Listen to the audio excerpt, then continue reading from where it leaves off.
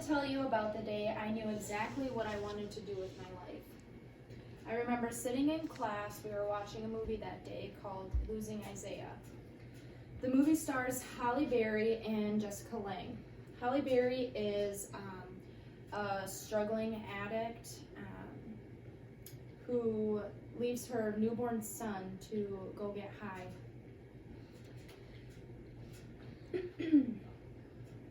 When Isaiah is nearly killed by a dump truck, he is brought to a hospital where they find out that he is also addicted to drugs. Jessica Lange plays a social worker working in the hospital who develops this loving bond with him and ends up adopting Isaiah. There's more to the storyline, but that isn't what sparked my aha moment in my heart and in my head. After finishing the movie, I knew I wanted to dedicate my career and my life to helping children. I didn't know exactly what I would do for my job, but I knew exactly what I wanted to do. I wanted to make a difference in someone's life. So for my final speech, I had to conduct an interview with somebody in a field that I am interested in.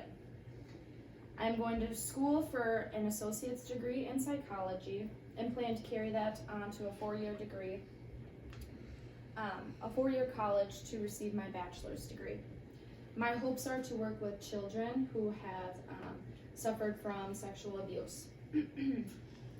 I decided to organize my interview with somebody who I knew and respected. Michaela Ferguson is my best friend's older sister. She's a 28-year-old college graduate with a bachelor's in health science. She had been a social worker for 3 years before switching careers.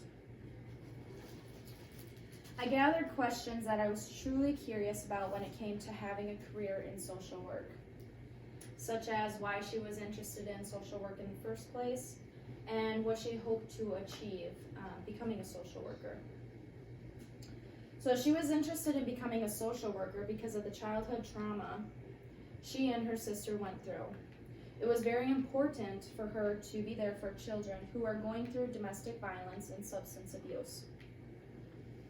When asking Michaela what she had hoped to achieve when becoming a social worker, she just wanted, her main goal was really only ever to reunify as many children with their parents as possible. She said if she could help one family rehabilitate one parent so that child could stay home and not end up in the foster care system, that was all she wanted. I went on to ask questions regarding working in the social work field, such as what was startling the most after leaving school, and what were some of the strengths that helped her be a good social worker, along with what was challenging for her. So when she left school, she was most startled about the fact that she didn't know that methamphetamine was so prevalent. She was shocked that almost every client that she encountered was a meth addict. When going into this, she thought mostly everyone was going to be, she was going to be dealing with physical abuse, domestic abuse, sexual abuse, but it wasn't the case. More often than not, these families were being ripped apart by methamphetamines. When I discussed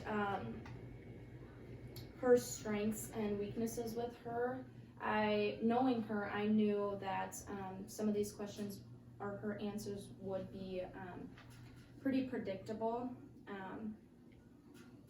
Michaela is an extremely resilient person. She achieved that through dealing with her dad's mental health issues and substance abuse. This helped her resonate with children and parents on a level that other social workers probably wouldn't have been able to if they had not dealt with that personally.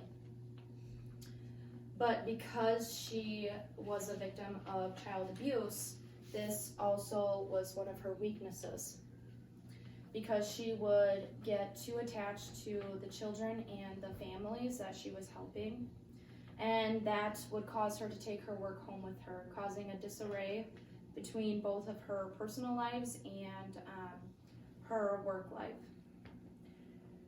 She could not disconnect the two.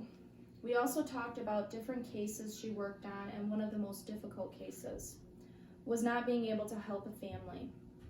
In the end, those children ended up in the foster care system. Not only did she struggle with that, but she believed that she truly failed that family. She went on to discuss how discouraging it was to work with people that wouldn't accept any help from them, no matter what kind of help you gave them, or how hard you would work to get them the resources they needed to be better and do better. Although she had discouraging cases, she also had many cases where she made a lasting difference. She was given the opportunity to help these families stay together. Throughout this interview, I learned many different things from Michaela. I learned it was impossible to help or care for your clients the way they need to be cared for if you are running on empty. So it's important to take care of yourself first. Also, as rates of mental health issues, poverty, and drug abuse rise, there will always be a need for social workers. In conclusion, this interview was very eye-opening for me and enjoyable. We discussed my reason for choosing to interview Michaela, how I contacted my interviewee, and some questions that I was personally curious about. I discovered that social work actually isn't the job for me. I still want to help vulnerable children, but in a different field. Children are our future, and it breaks my heart to know that there are so many children out there feeling lonely, sad, and helpless. I know that these children need anyone's help, so I ask myself, why can't that be me?